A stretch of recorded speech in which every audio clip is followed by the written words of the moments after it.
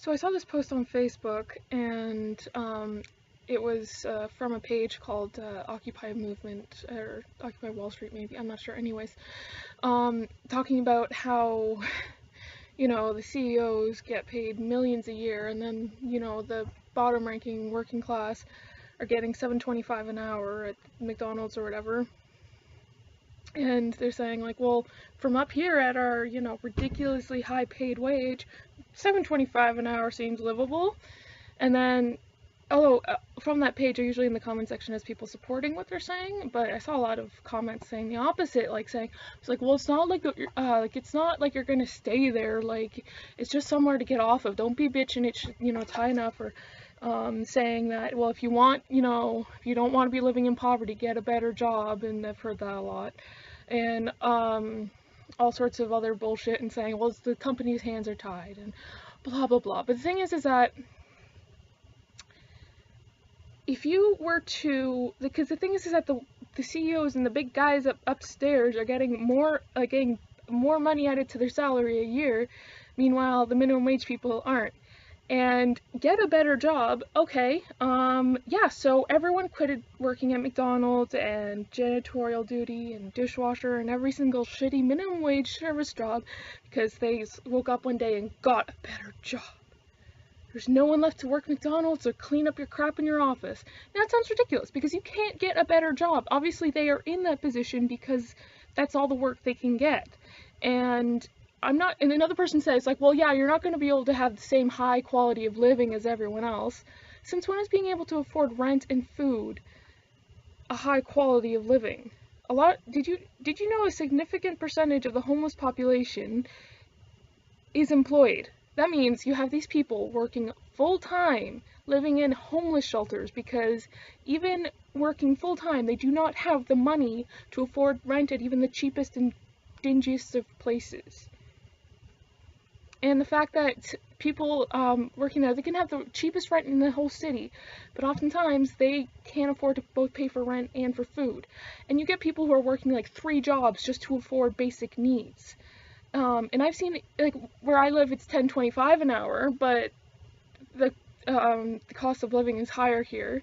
For example, I live in Ottawa, and the cheapest you'll find a shitty-ass apartment, like, bachelor apartment, like, when I was looking 2 years ago for an apartment, I saw this place that was in, like, the shittiest part of town. It was the cheapest apartment I could find, and it was like $670, I believe. Anyways, it's usually between $650 and $700 a month. That's the cheapest you can find an apartment.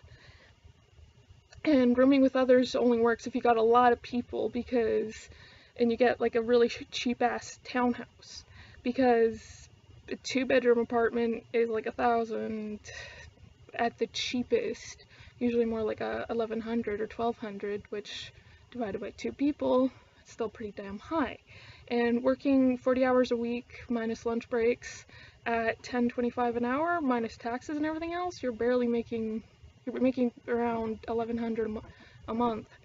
So, and they say for you to be living like decently so you can afford all of your expenses, your rent shouldn't be more than about 30% of your income. The fact of the matter is, companies can afford to pay the lower workers a lot more, but instead they're giving that money to people who don't need it.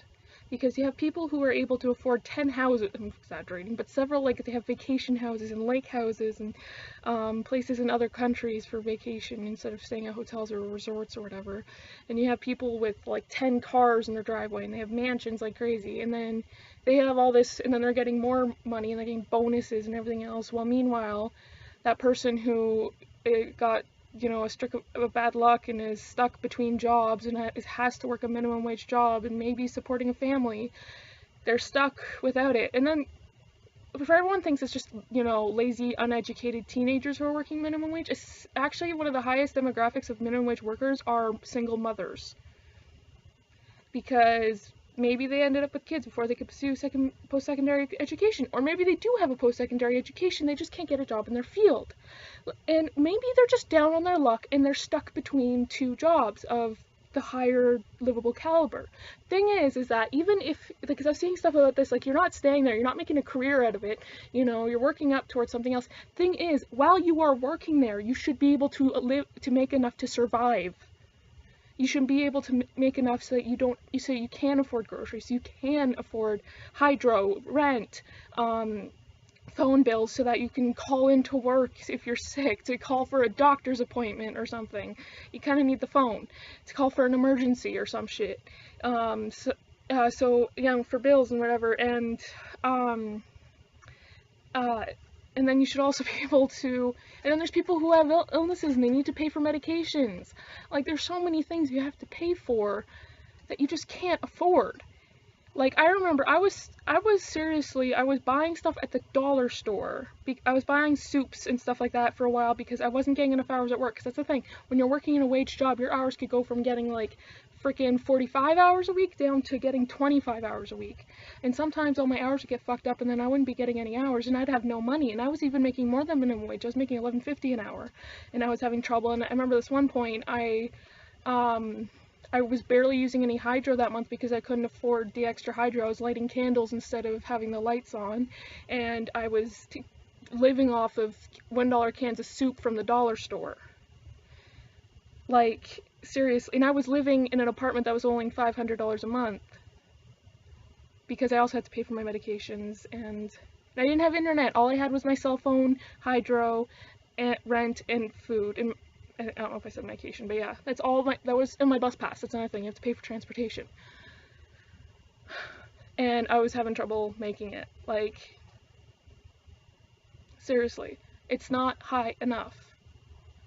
They need to change it to make it living, because the thing is, the cost of living keeps on going up, and minimum wage has not changed. It needs to change with the cost of living so that they are matching, not completely out of it. Because that'll hurt the economy. Because if a person can barely afford groceries and rent at the same time, how the fuck are they going to support businesses? How the fuck are they going to invest? And that's what boosts the economy, is when more people have more money to spend and they're putting more money in the economy. If you have it so nobody can afford to live basic living, how the fuck are they supposed to support the economy in any way, shape, or form? Not to mention the job market is shit, trust me. I've been looking, especially where I live. I'm in Ottawa, so because I'm not fully bilingual, I can't get a job anywhere decent. I have to get all sorts of shitty minimum wage jobs. So, and minimum wage is not livable. Even if it's not a career, and they'll move past it while they're living there. Okay, just another thing about the in-between jobs before I realized I forgot to mention that. My stepfather, double major, master's degree, majored in psychology and social work. He was a social worker for several years. He got laid off and he couldn't find a job for the longest time. Then when he finally found a job, it was a minimum wage job at a post office sorting mail. He recently got a way better job that's making like a decent amount. He starts next week, but he was stuck working the minimum wage job for like a year and a half. He was extremely educated, had a really good employment history behind him, but that was the only job he could get. And he's fully bilingual, by the way. So, yeah. You gotta make minimum wage livable, because there are people who have to live on it. Even if it isn't forever, they still have it to live on.